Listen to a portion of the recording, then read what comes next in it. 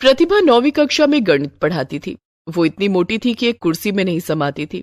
उसके लिए कुर्सी में बैठना मुश्किल हो जाता था। एक दिन प्रतिभा ने स्कूल के पियन को बुलाकर कहा, घनश्याम, इस कुर्सी के दोनों हाथ तोड़कर अलग कर दो। क्यों मैडम जी, क्या हुआ? इसके दोनों हाथ मुझे चुभते हैं, मुझे ठीक से बैठने नहीं देते। घनश्याम कुर्सी के दोनों हाथ छूकर देखता है और कहता है, इन्हें तोड़ने में ज्यादा मेहनत नहीं करनी पड़ेगी। आपके वजन के भार से ये पहले ही हिलने लगी है, ये देखिए। घनश्याम कुर्सी के दोनों हाथ हिलाकर प्रतिभा को दिखाता है और एक ही झटके में उन्हें तोड़ देता है। ये लीजिए मैडम जी, ये तो अलग हो गए। अब आपको परेशान नहीं करेंगे, आप आराम से बैठिए। घनश्याम ने इसलिए प्रतिभा की कुर्सी के दोनों हाथ तोड़कर अलग कर दिए थे ताकि प्रतिभा कुर्सी में समा सके। उस दिन जैसे ही वो क्लास में पहुंची, उसने देखा कि ब्लैक बोर्ड पर किसी बच्चे ने हम्टी डम्टी की तस्वीर बना दी थी। बच्चे उसे मजाक में हम्टी डम्टी मैडम कहकर उसका मजाक उड़ाते थे। ब्लैक बोर्ड पर हम्टी डम्टी की तस्वीर देखकर प्रतिभा भड़क जाती है। वो गुस्से में बोली, ये हम्टी डम्टी की तस्वीर किसने बनाई है? किसी बच्चे ने कोई जवाब नहीं दिया। प्रतिभा ने डस्टर से हम्टी डम्टी की तस्वीर मिटा दी। प्रतिभा जानती थी कि उसके मोटापे की वजह से बच्चे उसका बहुत मजाक उड़ाते हैं, लेकिन फिर भी वो अपना मोटापा कम नहीं कर पाती थी क्योंकि उसे खाने का बहुत शौक था। वो ज्यादातर फास्ट फूड खाया करती थी। स्कूल आने से पहले वो आलू के पराठे खाकर आती थी। लंच में वो मैगी जरूर खाती और स्कूल की छुट्टी के बाद गोलगप्पे, मोमोज और बर्गर खाना उसका पसंदीदा काम था, जिससे उसका वजन दिन पर दिन बढ़ता जा रहा था। लेकिन प्रतिभा का अपने मोटापे की ओर कोई ध्यान ही नहीं था, जिस वजह से बच्चे तो बच्चे, अब स्कूल की दूसरी शिक्षिकाएं भी प्रतिभा का मजाक उड़ाने लगी थी। अपने मोटापे की वजह से वो काफी धीरे धीरे चल पाती थी। वो देखो, प्रतिभा आ रही है, खाने की दुकान। मुझे तो डर लगता है कि इसके चलने से कहीं धरती न फट जाए। पता नहीं धरती माता इसका बोझ कैसे संभाल पाती होंगी। प्रतिभा जानती थी कि स्कूल की दूसरी शिक्षिकाएं भी उसके मोटापे का मजाक उड़ाती हैं, लेकिन फिर भी वो अपना मोटापा कम करने के लिए कुछ नहीं करती थी। एक दिन स्कूल में टीचर्स डे पर खास कार्यक्रम का आयोजन किया गया था।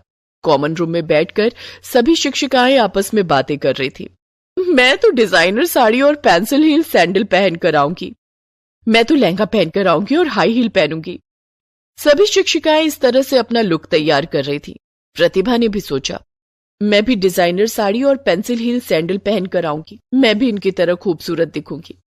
हालांकि प्रतिभा ने न तो कभी डिजाइनर साड़ी पहनी थी और न ही पेंसिल हील सैंडल, लेकिन सुंदर दिखने की चाहत में उसने टीचर्स डे के दिन डिजाइनर साड़ी और पेंसिल हील सैंडल पहनने की ठान ली। उसी दिन शाम को वो बाजार जाकर अपने लिए डिजाइनर साड़ी और पेंसिल हील सैंडल खरीद लेती है और टीचर्स डे के दिन वो उन्हें पहनकर स्कूल जाती है। सभी बच्चे उस दिन स्टेज शो करते हैं और शो के बाद अनाउंस करते हैं कि आप सभी मैम से अनुरोध है कि आप सभी स्टेज पर आएं और रैंप वॉक करें। अनाउंसमेंट सुनकर सभी शिक्षिकाएं स्टेज पर आ जाती हैं। प्रतिभा भी स्टेज पर आती है।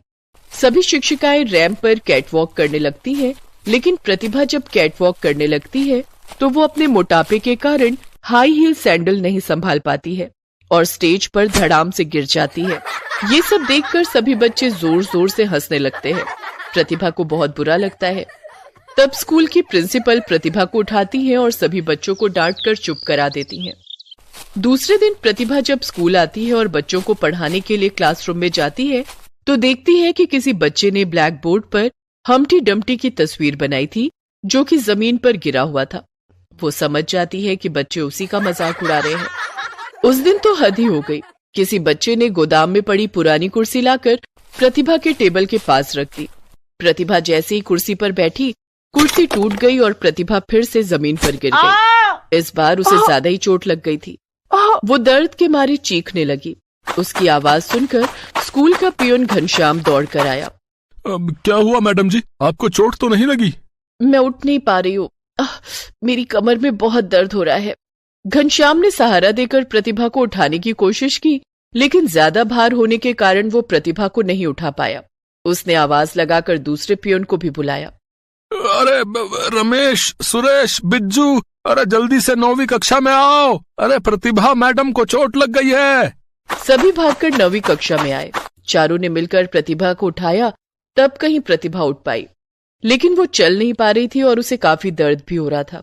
स्कूल की प्रिंसिपल ने फोन करके एम्बुलेंस बुलाया और प्रतिभा को अस्पताल लेकर गई। अस्पताल में इनकी कमर की हड्डी में हेयर लाइन क्रैक आ गया है। काफी वजन होने के कारण उसे ठीक होने में टाइम लगेगा। इन्हें अभी 1 महीने तक बेड रेस्ट की जरूरत है। Okay doctor. डॉक्टर प्रतिभा का इलाज करता है और उसे घर भेज देता है। प्रतिभा 1 महीने से भी ज्यादा वक्त तक बेड रेस्ट पर रहती है। बेड पर बैठे बैठे वो और भी खाने लगी, जिस कारण वो पहले से भी ज्यादा मोटी हो जाती है। अब तो मैं पहले से भी ज्यादा मोटी हो गई हूँ। बच्चे तो मेरा और ज्यादा मजाक उड़ाएंगे। मुझे कुछ करना होगा। इस बार टीचर्स डे पर मैं पतली होकर रैंप वॉक करूंगी।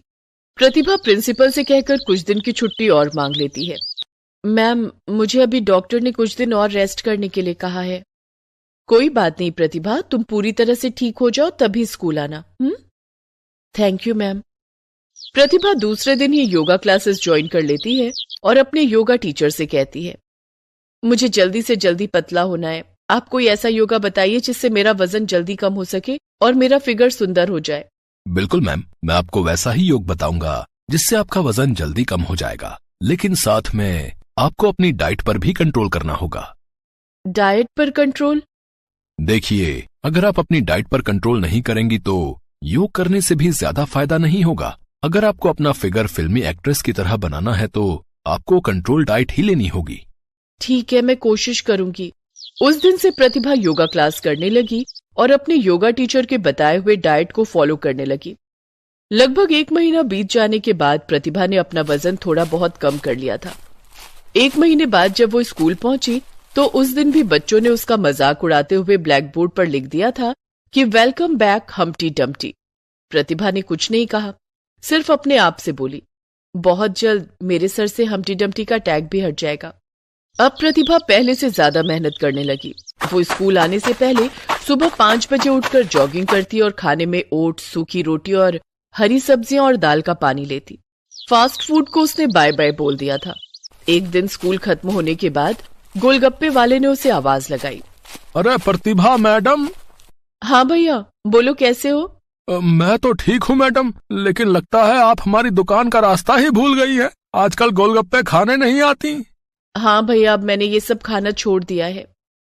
मैगी के स्टॉल लगाने वाले भैया ने भी कहा, प्रतिभा मैडम, मैगी से कोई नाराजगी हो गई क्या?